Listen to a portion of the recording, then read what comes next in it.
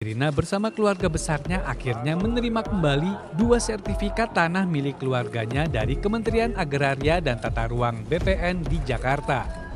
Sertifikat hak milik diserahkan oleh Menteri ATR BPN Agus Harimurti Yudhoyono.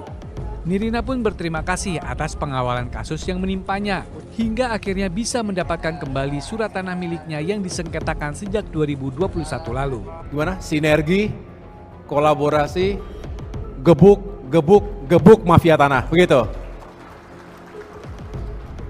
Mudah-mudahan jangan hanya yel-yel saja, Bang.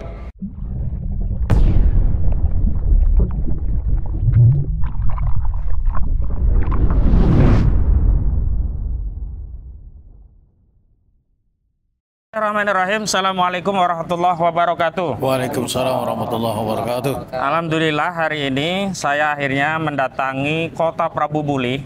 Saya titip pesan kepada Pak Menteri, Bapak Agus Harimurti Yudhoyono, sekali waktu datanglah ke Prabu Muli, melihat langsung derita rakyat yang menjadi korban mafia tanah. Jangan hanya datang ke artis Nirina Zubir, Pak. Di sini penderitaan itu ada dan nyata. Di sini ya, kewenangan BPN itu sangat dibutuhkan. Di sini BPN itu semestinya harus bertindak, membela, melindungi hak masyarakat, dan bahkan hak masyarakat ini sudah ditetapkan melalui putusan pengadilan. Bahkan keputusan pengadilannya ini sudah berkekuatan hukum tetap, sudah langsung, Pak, dari kasasi Mahkamah Agung. Jadi ini adalah Pak Sarudin, ya, Pak Ibnur Rahman dan kawan-kawan sampai juga dengan Pak M. Dahrial. Ya, sebetulnya sudah digugat dengan perkara nomor 15 di pengadilan ini, Pengadilan Negeri Prabu Muli.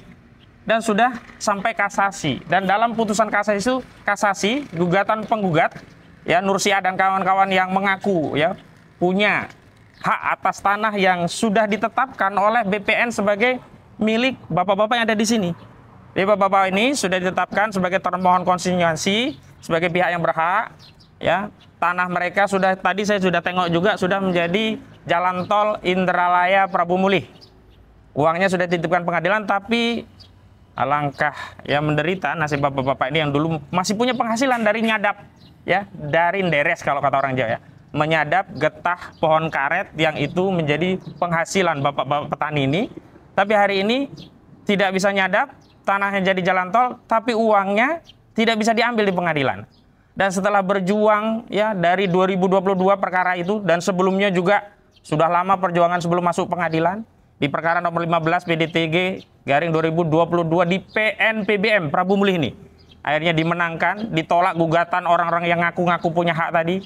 Di Pengadilan Tinggi Palembang juga dikuatkan, ditolak kembali, dan di Mahkamah Agung di putusan kasasi juga ditegaskan oleh Mahkamah Agung, ditolak dengan pertimbangan yang jelas bahwa bapak-bapak ini, ya, Pak Sarudin dan kawan-kawan ini adalah pihak yang berhak, dibuktikan dengan adanya sertifikat hak milik.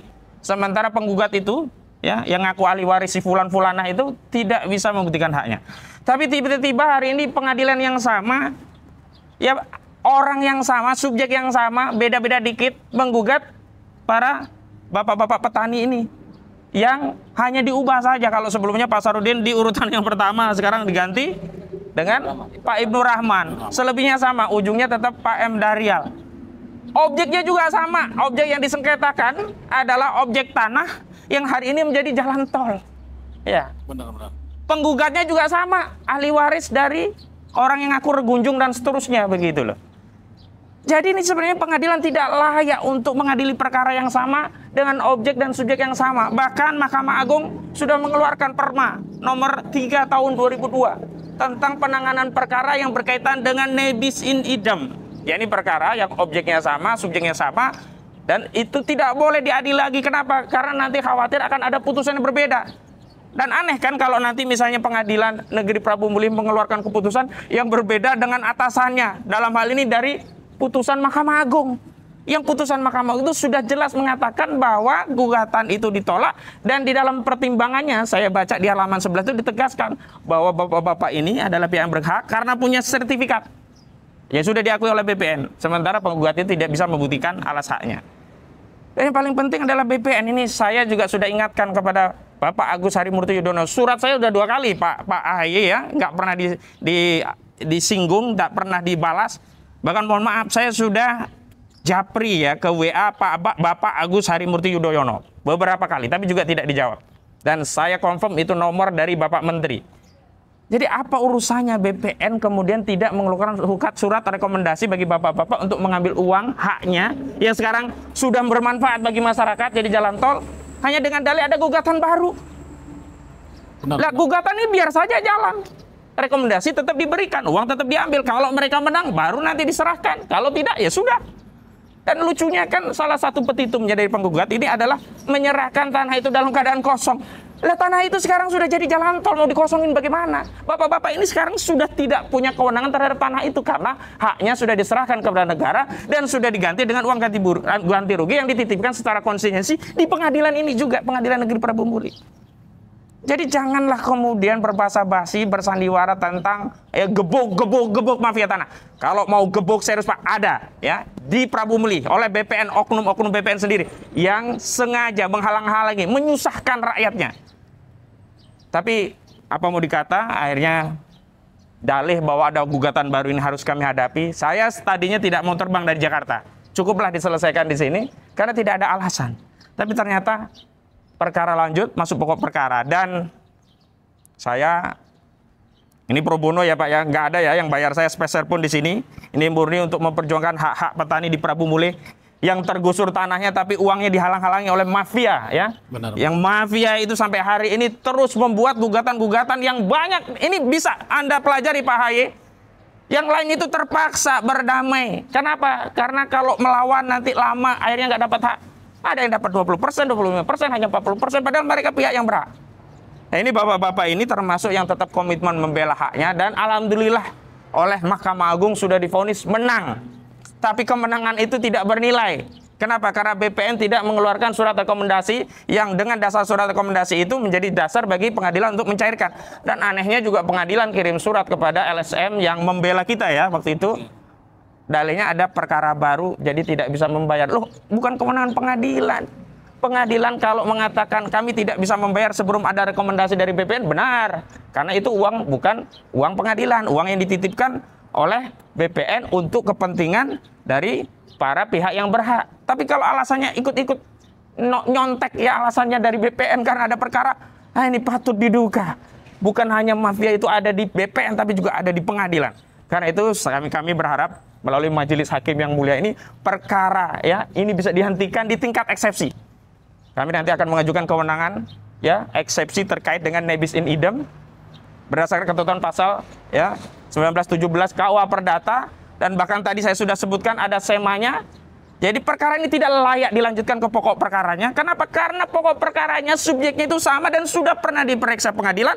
Bahkan bukan peradilan dengan kewenangan yang berbeda, peradilan di lingkungan yang sama, yakni peradilan negeri. Bahkan bukan hanya peradilan di lingkungan peradilan negeri yang sama, peradilan negeri yang sama, yakni peradilan negeri, pengadilan negeri Pak Prabu Muli gitu loh. Masa mau diperiksa ulang? Ini mau main-main aja apa ini pengadilan?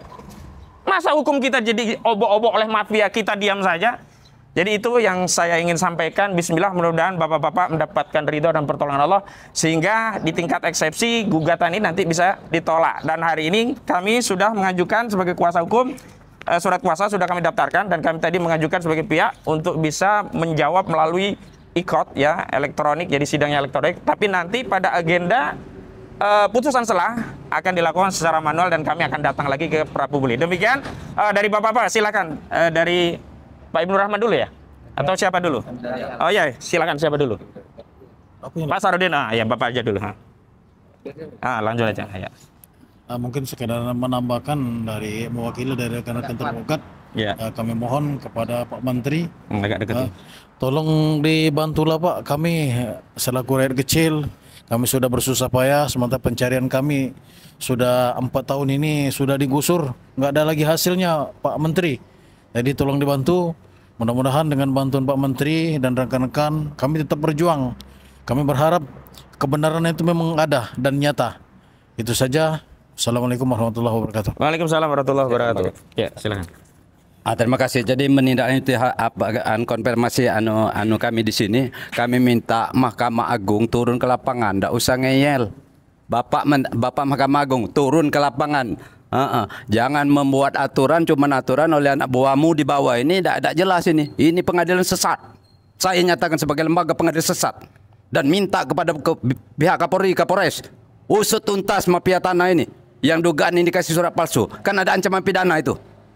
26622 dengan 2663. Ini ancaman 5 sampai 7 tahun. Ini minta, ini urusan masalah mafia tanah. Jadi kita minta juga, dan minta juga setelah tanggal 3 nanti, ini pernyataan saya sebagai pribadi dan sebagai lembaga, sebagai aktivis, akan saya pasang rantai di sini. Saya tutup sampai kepala Mahkamah Agung turun. Bila perlu